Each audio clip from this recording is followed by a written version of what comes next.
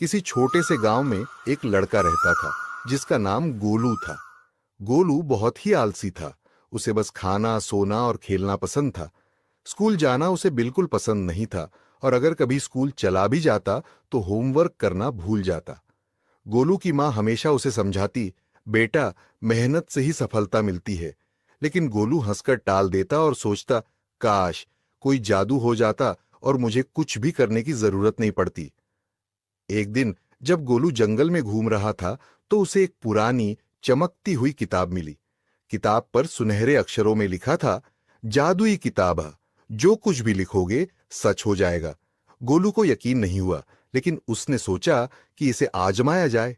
उसने किताब में लिखा, मेरे सामने एक बड़ी सी चॉकलेट टेबल पर रखी हो, और तुरंत एक बड़ी स्वादिष्ट चॉकलेट उसके सामने आ गई। गोलू खुशी से उछल पड़ा। अब उसे कुछ भी मेहनत करने की जरूरत नहीं थी। उसने किताब में लिखा, मुझे स्कूल जाने की जरूरत न पड़े। और अगले ही दिन स्कूल अचानक बंद हो गया। आलसी गोलू का नया जीवन अब गोलू का पूरा दिन मस्ती में बीतने लगा। जब उसे भूख लगती तो वह किताब में लिख देता, मेरे सामने स्वादिष्ट खाना हो, और खाना हाजिर।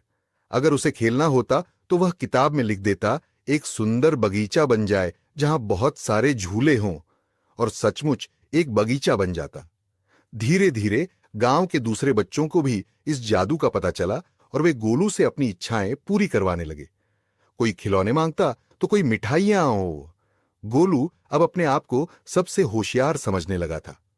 कुछ दिन बाद गोलू ने महसूस किया कि अब वह थोड़ा ऊबने लगा था। अब कुछ भी पाने के लिए उसे मेहनत करने की जरूरत नहीं थी, तो चीजों की खुशी भी खत्म हो गई थी। एक दिन गोलू ने सोचा, क्यों न मैं राजा बन जाऊं। उसने किताब में लिखा, गोलू इस गांव का राजा बन जाए। तुरंत ही उसके सिर पर एक बड़ा मुकुट आ गया और सारे गांव वाले उसे राजा कहकर बुलाने लगे। गोलू बहुत खुश हुआ, लेकिन फिर एक बड़ी परेशानी हो गई। राजा बनने के साथ ही उसे गांव की सारी समस्याओं का समाधान भी करना था। लोग उसके पास आकर कहने लगे, राजा जी, हमारे खेतों में बारिश नहीं हो रही, कुछ कीजिए।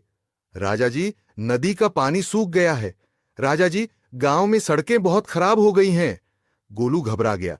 उसने किताब में लिखा, गांव में बारिश हो, लेकिन इतनी तेज बारिश होने लगी कि गांव में बाढ़ आ गई। जब उसने लिखा, बाढ़ रुक जाए, तो पूरा गांव सूखा पड़ गया।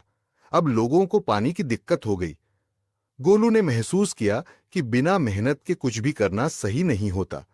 तभी गोलू को याद आया कि किताब के आखिर में कुछ और लिखा था।